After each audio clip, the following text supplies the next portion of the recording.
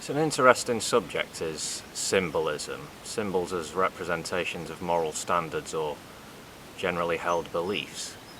Take India's national flag, for example. The colour white representing peace and truth. The green, faith and chivalry. The saffron, courage and sacrifice. Yeah. The yin-yang symbol many of us are familiar with in the West, originating in China. Symbol of balance. Take a look at the national flags of countries around the world, rich in symbolism. Of course, religious symbols are burnt into the brains of so many, not just the followers of the religions.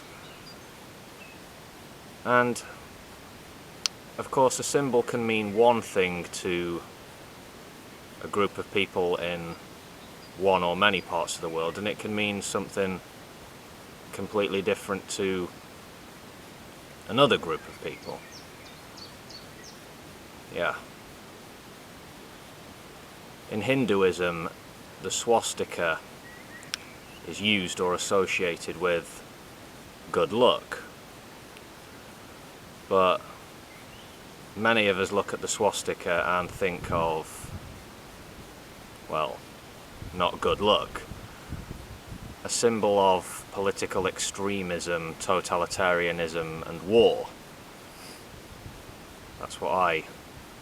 Those are the associations I make when I look upon the swastika. What do you think of when you look upon a white feather, if anything?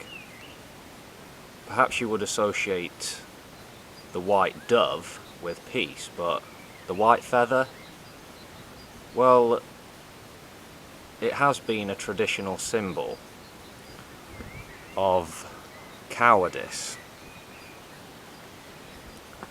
Supposedly this comes from cockfighting. A male with a white feather in its tail is likely to be a crappy fighter, supposedly. How true that is, I don't know, because I don't fight cocks. So, a propaganda campaign during World War I, the so-called Great War, a campaign aimed at shaming or humiliating men who had not enlisted in the army. To quote a little from wikispaces.com for you, white feathers, a symbol of cowardice and failure to fulfill male duties, were distributed by women of the Order of the White Feather to any man they saw who seemed capable of joining the army that was out of uniform. The idea was that men would be shamed by realizing women viewed them in this way, and other men would be so afraid of receiving a feather that there would be a great movement of men all over the country being persuaded and intimidated into joining the army. End quote. This was started off by an Admiral Fitzgerald, apparently, and taken up with great enthusiasm by many ladies of the day. So, masculinity being associated with being a fighter and a protector, and perhaps a patriot. Yeah, of course, ideas of masculinity change, shift, mutate throughout the ages. This campaign was successful in shaming men into joining up, but it wasn't popular with everyone. There was a backlash against it.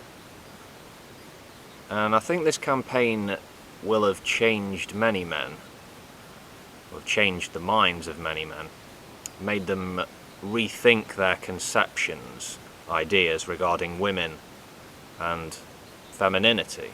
Yeah. Fascinating episode in history. It was Alfred North Whitehead who said, "Symbolism is no mere idle fancy, or corrupt degeneration. It is inherent in the very texture of human life. Language itself is a symbolism. That last sentence is something we should remember. We would do well to remember. Right. Carl Jung said, "The history of symbolism shows that everything can assume symbolic significance. Natural objects like stones, plants, animals, men, mountains and valleys, sun and moon, wind, water and fire, or man-made things like houses, boats or cars, or even abstract forms like numbers or the triangle, the square and the circle. In fact, the whole cosmos is a potential symbol." End quote. Okay, here's 3 symbols for viewers of this video, anyone watching. Please tell me the first word that comes into your mind. Right, first symbol, the human skull. Second, a red rose.